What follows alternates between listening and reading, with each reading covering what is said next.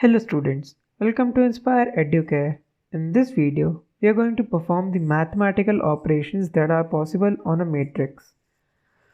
There are multiple that are possible, but in this video we are going to tackle 4 of them, that are addition, subtraction, multiplication and transposing the matrix. All of them except transposing requires true matrices. Let's first see the addition and subtraction of a matrix. So, if you have learnt about matrices in your maths class, you would know that for addition and subtraction between two matrices, their order, that is the number of rows and columns, need to be equal. If two matrices satisfy this condition, they can be added or subtracted from each other. It is usually written in a similar way like we do with normal numbers.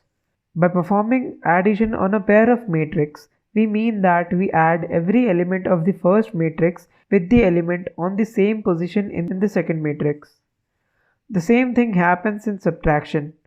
Okay, so now we know the concept of addition in matrices, but how do we proceed into writing a code about addition among these matrices?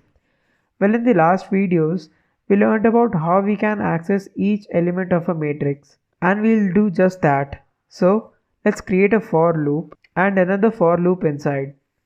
Now, if you remember, we had been printing or scanning the matrix till now, but this time we need to perform an operation on it.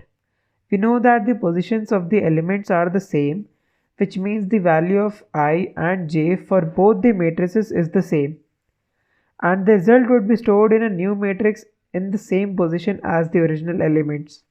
So we do a very basic addition operation, but instead of using the normal variables, we use the array elements with I and j as their parameters.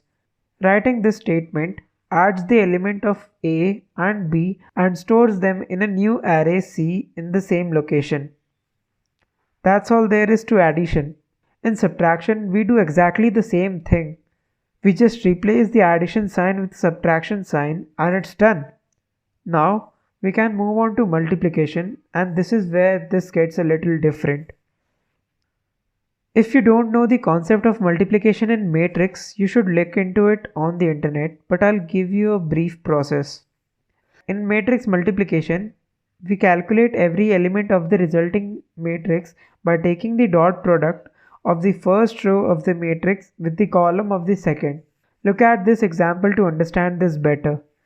This is done for each element, and the condition for multiplication between two matrices is that the number of rows of the first matrix should be equal to the number of column of the second. So how do we do this in C? Well, let's say we have an element on the position 0, 0. We multiply A00 and B00 and add it to the result element at the position 0, 0 that initially has the value 0. Now we multiply A01 and B10 and add it to the same element, and in the end we multiply A02 and B20 and add it as well. Now we do this all over again for the next element, which will be on the position 01. That means the first row of the matrix is being multiplied with the second column of the second matrix. In C, we know how to access each element, and this time we are accessing each element of the result and adding values to it. First, let's initialize the value of the result with 1 so we can have something to add values to. Now let's make a third for loop and initialize a new variable with the value 0 to traverse through the elements of the rows and columns of the input variables. The limit will be the number of rows and columns of A and B respectively. Now inside this loop, we add the value of multiplication between the elements of A and B to the result array.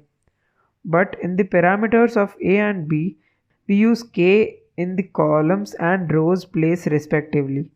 So in case of a specific row, we are able to traverse through all of the column elements in it, and in case of a specific column, we can reach all of the row elements. Now we just close all of the loops and it's done. That's it. You can replicate this and try this on your own and go through it step by step, element by element, to see intricately about how it works.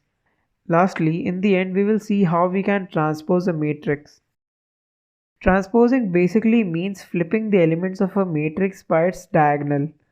That is, the rows become column and the columns become rows. This is fairly easy again. Just like normal, we make two for loops, but in the result matrix, we use the parameters j and I and just equate them. That's it. Now the resulting matrix is the transpose of the input matrix.